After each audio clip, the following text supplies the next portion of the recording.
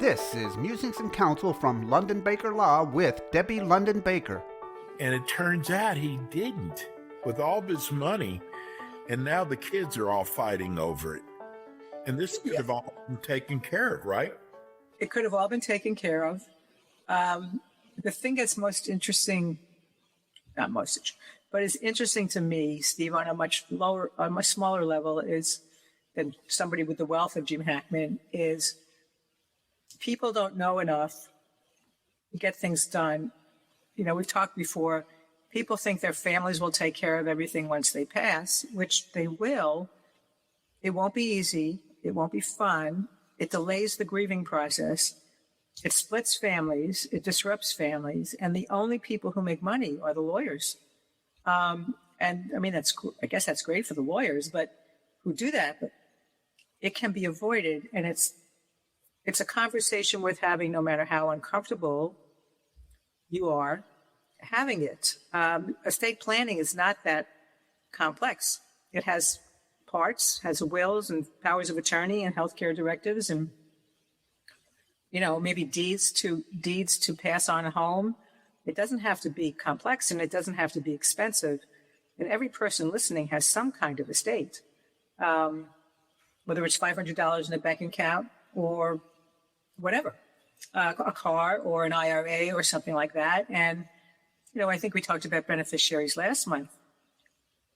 Florida has billions of dollars in unclaimed property because Gene Hackman's estate might have been in great order, except for some things that he got toward the end of his life and he forgot to beneficiary designate it, or he forgot to put it in a trust, or somebody didn't tell him to. And then those things become available for all sorts of arguments and splitting amongst heirs, and with not good lawyering, but with having a relationship with an attorney who you call when something changes in your life, or who calls you every once in a while, every year or two, to see what's new, you run the risk of leaving your family in a position they didn't have to be left. So it's hard to emphasize it enough. And years ago, I did something, I think it was in church, where I thought that people should intercede, intervene, and interfere in other people's lives, like really get to know their parents' situations. And I've been reminded of it recently with a couple of situations where if you don't get in there and ask, you don't get past the cultural discomfort of asking your parents if they have enough money to live till the end of their days or whatever, you run the risk of inheriting a mess that could have been avoided if you just had the conversation. Not easy conversations. Don't let anybody hear that I'm saying I've had these easily with my family. I have not. I have not. They're difficult conversations. They're vulnerable conversations. They're intimate conversations. It's like for me, it's like learning your parents had sex more than the number of times there were children in the family. My parents ever had sex, Debbie. Well, then you're immaculate for the second time in history. Okay. So, but it's that kind of thing. You know, you hear things maybe you don't want to hear, you never wanted to hear, or you just don't want to believe or whatever. And the conversations they're essential. They're really, really essential. There's something else I want to add. After doing so many shows with you, Mm-hmm. and even our great producer, Rebel, will attest to this, you're so easy to talk to. And when you're talking about, it's not the easiest thing in the world to talk about passing on in your life. And you make it so easy.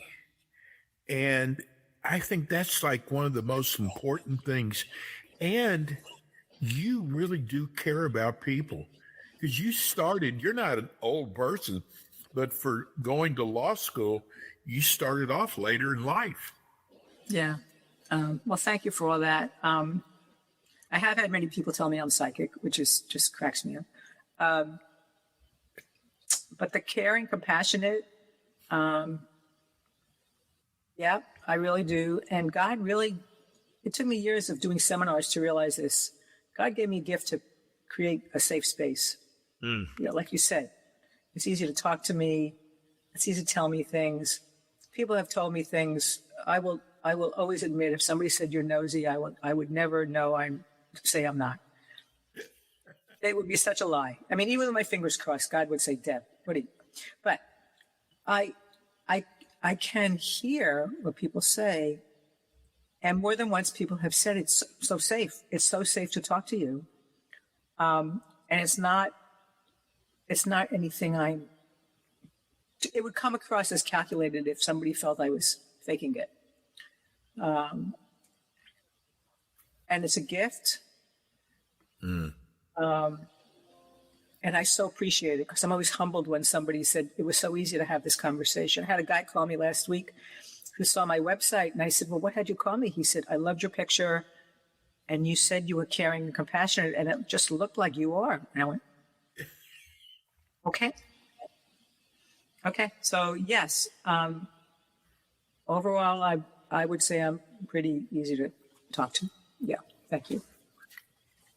It's funny. I always think about you. I'm saying, there's somebody out there who's going, I wish I would have done this. Yeah. And they never do. Yeah. And then they get to it. They have an excuse. Well, I'm too old to do that. Oh, right. Yeah. Look at what you have accomplished. And I got to tell you, I remember this distinctly. The very first day we spoke on the phone, and you got to remember, an attorney makes their money, off their time and their knowledge. And the first thing you said to me was, I want to keep people from going into expensive probate. Mm-hmm. Well, that's how you make your money. And here you're saying, I want to keep people from going into probate. Yeah. Well, there's definitely more money in probate than there is in, doing the estate planning. But, I've said more than once here that my goal would be that if a client of mine, when somebody dies, maybe they call me just for some reassurance that all is well and they don't have to do anything. They just need to be grieving. I mean, all they need to do is be grieving. This guy who called me last week, he called me from his brother's hospital room right after they removed all his life support. So I said, just all you have to do now is grieve. It sounds like you've got things in order, but you need to grieve. You can call me back, in a couple of months when you've gotten past the most horrific parts of this. But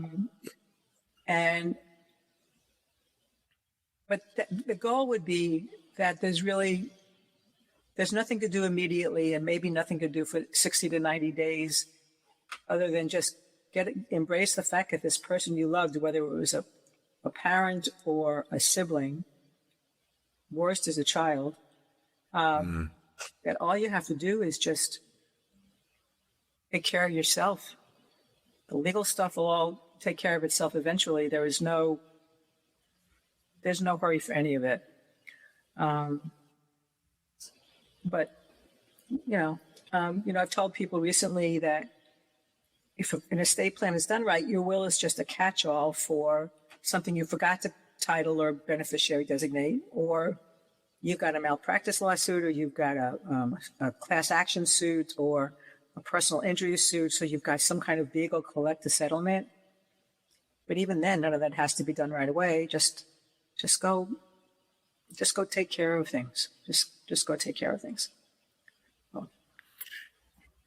Debbie, I got something else. I always am reminded with your show that some people will procrastinate. Probably a lot of people procrastinate when it comes to estate planning. And even people who are younger. But I got to tell you, because I really dip into the news every day. And just yesterday, a 52-year-old football player passed away. 52 years old. People look at, I don't think, what was his name that just passed away? he was up in age, 82, 83, but he was in really good health. People don't understand this is not something you should procrastinate on. You thinking of Chuck Norris, who died at 86? Died at 86. This guy built his whole life on health. Yeah, well, I mean, Jack LaLanne died. Who thought Jack LaLanne would ever die, right? If there are many who may be listening who never heard of Jack LaLanne, but Jack LaLanne was on TV and back of comic books and back of magazines and like this, anyway, whatever. He was ripped. I mean, he was amazing. Long before steroids. I mean, he was just with muscles. Well, we all don't think, I mean, we all have things we procrastinate about. I mean, all of us. We all have things we procrastinate about because they're not urgent enough, they're not important, or they're scary. I mean, they're scary. So, I've got stuff I procrastinate about because doing it is scary. And there's our show host putting up that miserable countdown. Okay. It's okay. It's okay to take it in that you're procrastinating. It's okay. And then step past it. It's when you're not able to get past it. Well, you listen to other people say there's no need or whatever, or it's expensive. We've talked about this more than, people don't do it because they think they have nothing, which is always untrue.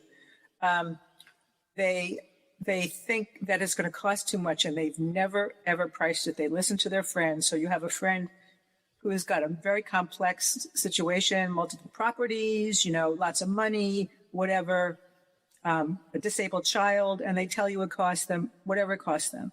But you have nothing like that, but you take them at their word that it's expensive and you don't even have a frame of reference. That makes me crazy.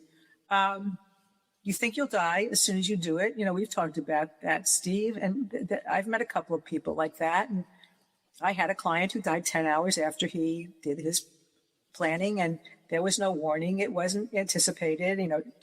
15 hours later, his wife's calling me and saying, Randy died. I went, what?